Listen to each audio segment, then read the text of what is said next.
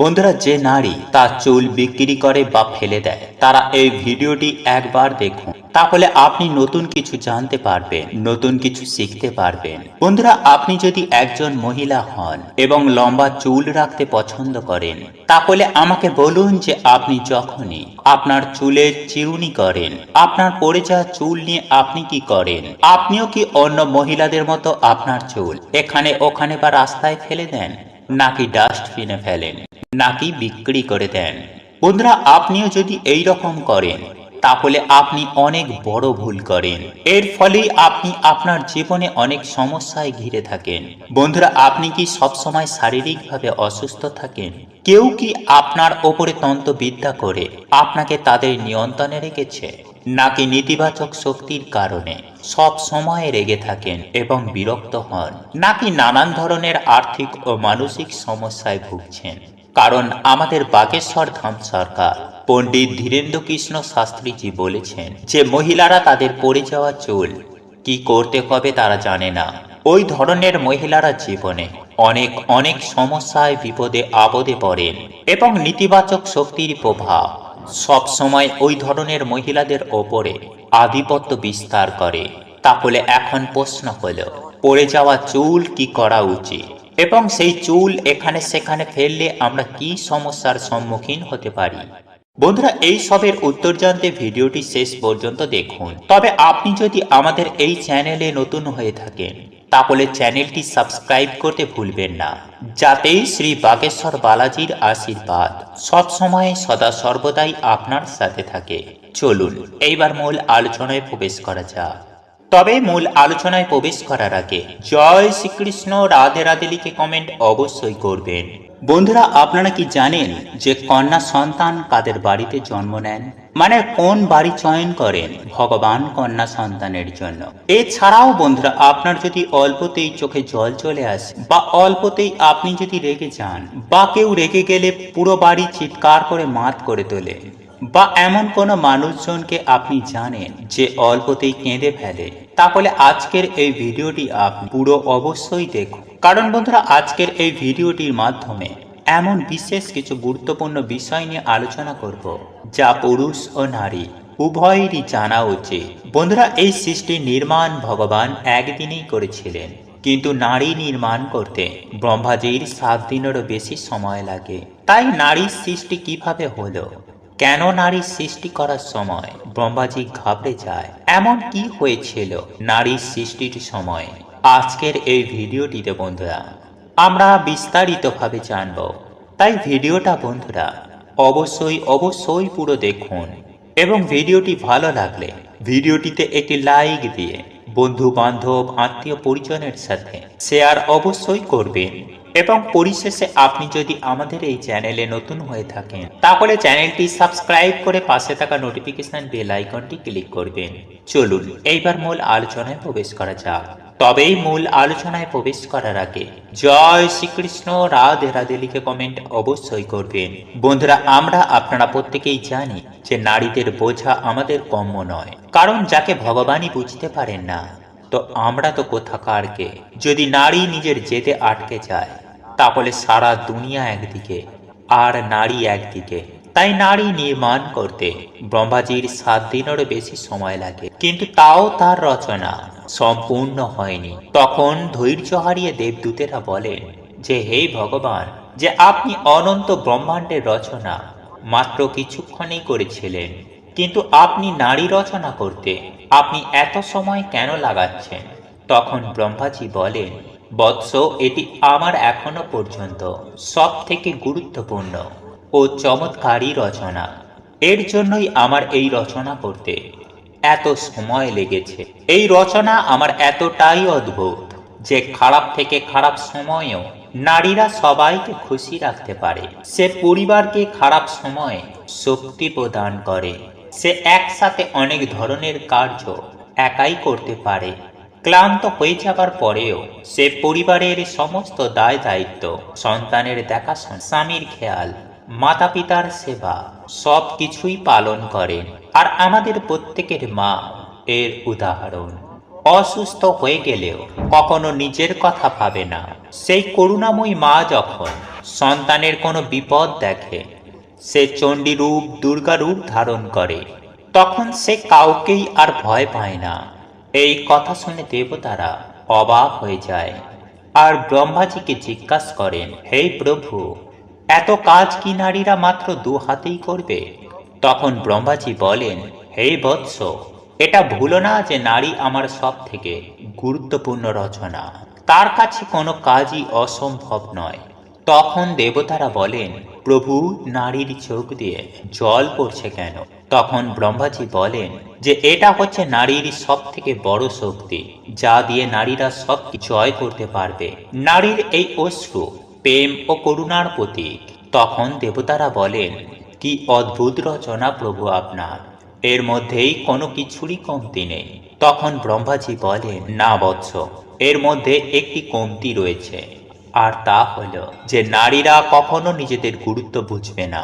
সে অন্যের মতন হওয়ার চেষ্টা করবে, আর তাই তার দুঃখের কারণ হবে।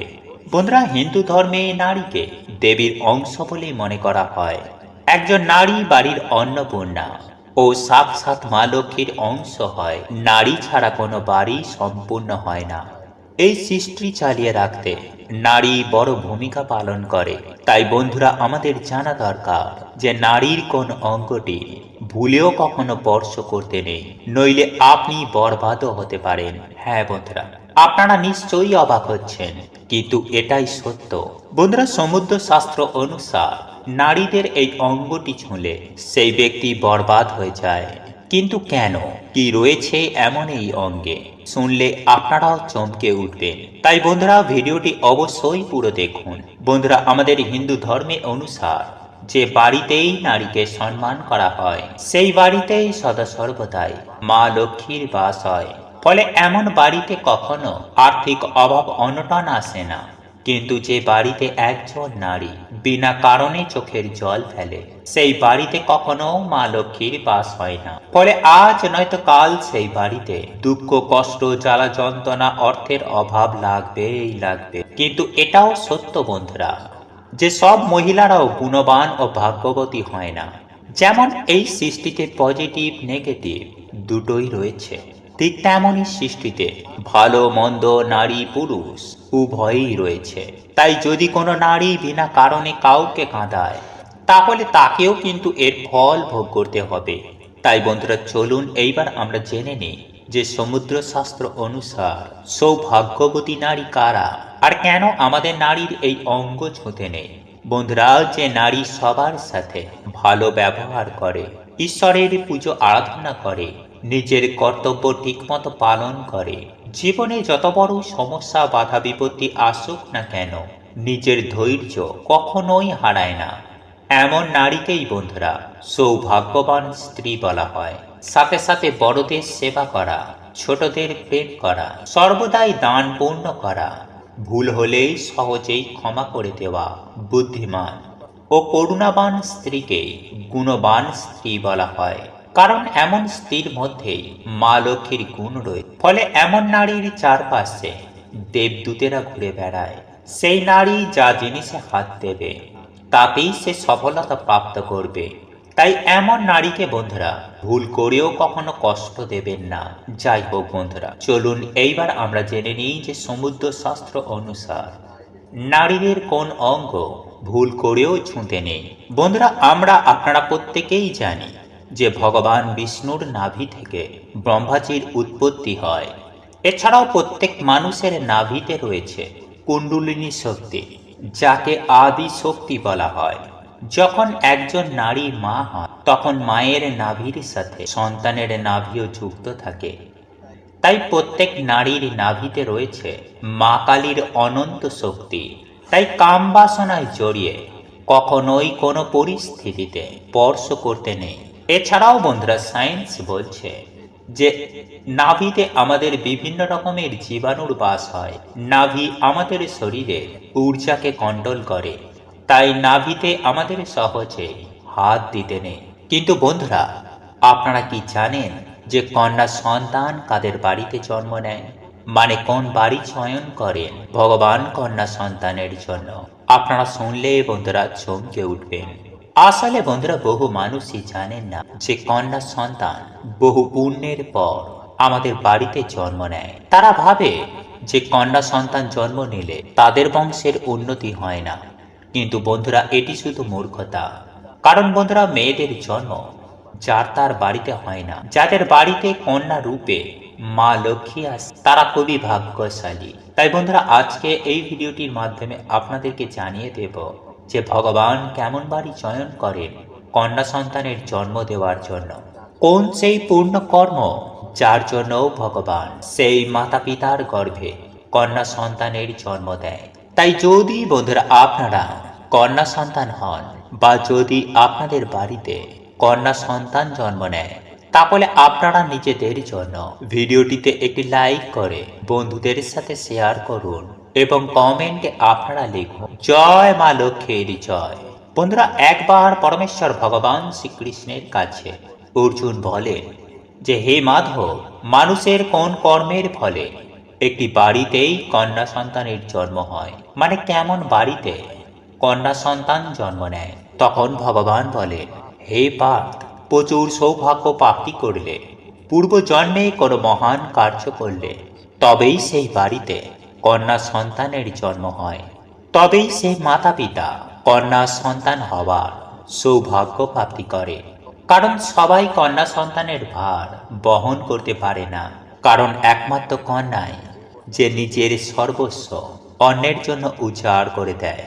মা রূপে সন্তানের জন্য, কন্যা রূপেই মাতা পিতার জন্য, আর স্ত্রী রূপে স্বামীর জন্য। তাই যেদিন কন্যা সন্তান হওয়া বন্ধ হয়ে যাবে সেই দিন এই সৃষ্টিও ধীরে ধীরে ধ্বংস হয়ে যাবে। বন্ধুরা আপনারা হয়তো শুনেছেন যে পুত্র বাড়ির মুখ উজ্জ্বল করে, কিন্তু বন্ধুরা কন্যা এমন এক সন্তান যে দুই বাড়ির মুখ উজ্জ্বল করে, এক তার নিজের বাড়ি আর দুই তার শ্বশুর বাড়ি। তাই যখন ব্রহ্মাজি নারী রচনা করেন তখন ব্রহ্মাজি অবাক হয়ে যান, কারণ সৃষ্টির মধ্যে সব থেকে সুন্দর ও জটিল রচনা হচ্ছে এই নারীর রচনা। তাই ব্রহ্মাজি নারদজিকে বলছেন যে নারী আমার সব থেকে গুরুত্বপূর্ণ রচনা। নারীর কাছে কোনো কিছুর কমতি নেই, নারীর কাছেই কোনো কাজই অসম্ভব নয়। সে চণ্ডী রূপ ধারণ করে অসুরের বিনাশ করতে পারে, আবার লক্ষ্মীর রূপ ধারণ করে সেই বাড়ির কল্যাণও করতে পারে। তাই বন্ধুরা আপনারা অনেকেই জানেন না হয়তো যে যদি পুত্র সন্তান না থাকে তাহলে পুত্রবধূ বা কন্যাও তার সাধ্য আদির কার্য করতে পারে। কারণ রামায়ণের অনুসার মাতা সীতাও সাধ্য আদি কার্য করেছিল। তাই বন্ধুরা আমাদের বাড়িতে কন্যা সন্তানের জন্মকে এক উৎসবের মতন আমাদের পালন করা উচিত। কারণ যে বাড়িতে কন্যা সন্তান জন্ম হয় সেই বাড়িতে স্বয়ং মা লক্ষ্মীর কৃপা বিরাজ করে।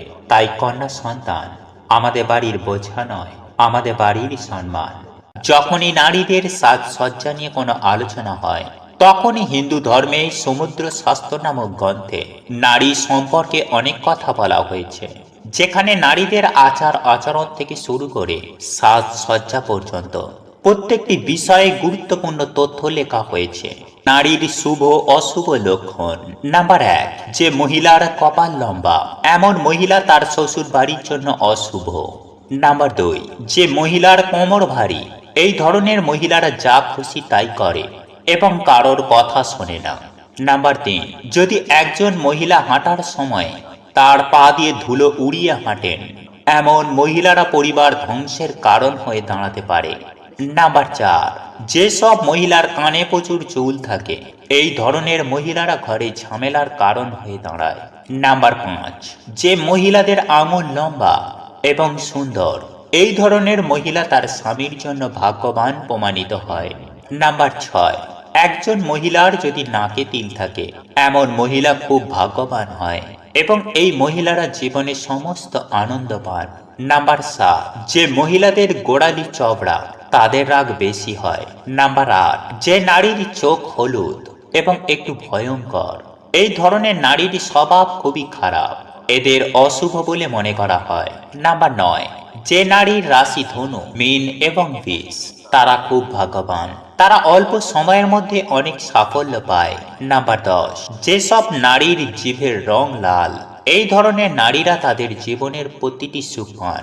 নাম্বার 11, যেসব মহিলার ঠোঁটের ওপরের অংশে বেশি চুল থাকে এবং তাদের উচ্চতা অনেক লম্বা হয়, এই ধরনের মহিলারা তাদের স্বামীর জন্য অশুভ প্রমাণিত হয়। নাম্বার 12, যে মহিলার কনিষ্ঠ আঙুল মাটি স্পর্শ করে না, এমন মহিলার অনেক স্বামী থাকে। নাম্বার 13, যে মহিলার অনামিকা আঙুল ছোট, এমন মহিলারা ঝগড়ুটে, তারা প্রত্যেকটি বিষয়কে নিয়ে ঝগড়া করে।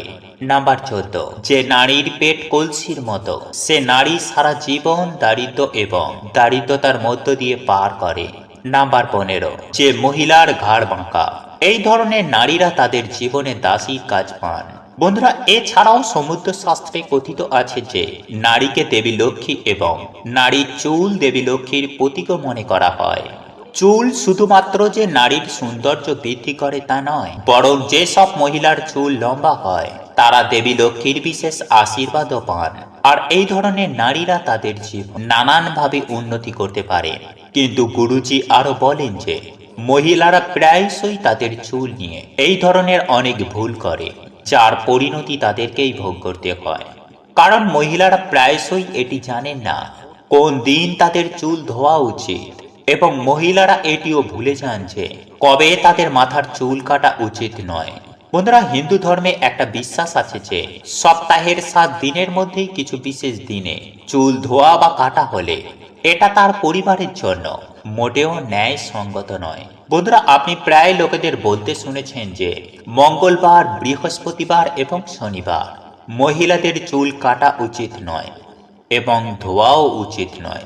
এছাড়াও অনেকেই নারীদের সোমবারেও চুল ধুতে বারণ করেন। এছাড়াও মাসে কিছু বিশেষ দিন উল্লেখ করা হয়েছে, যেমন অমাবস্যা, পূর্ণিমা এবং একাদশী। এই দিনগুলিতে মহিলাদের চুল ধোয়া বা কাটা একেবারে নিষিদ্ধ। কারণ জ্যোতিষশাস্ত্র বলে যে এই দিনগুলিতে চাঁদ উচ্চ বা নিম্ন অবস্থানে থাকে, যার কারণে এটি আমাদের মন এবং মস্তিষ্কে প্রভাবিত করতে পারে। এতেই শুধুমাত্র তাদের স্বাস্থ্যের ওপরে নয়, তাদের আচরণের ওপরেও এর প্রভাব দেখা যেতে পারে। এছাড়াও আপনি আপনার কাটা চুল এখানে সেখানে ফেলে দেবেন না, সেগুলো কারোর পায়ের তলায় যেন না আসে। এর পাশাপাশি নারীরা যখন তাদের দৈনন্দিন জীবনে প্রতিদিন চুল আঁচড়ান, তখন তাদের অনেক চুলও পড়ে যায় এবং প্রায়শই মহিলারা সেই চুলগুলি আবর্জনার মধ্যেই বা রাস্তায় ফেলে দেন, কেউ কেউ বিক্রিও করে দেন।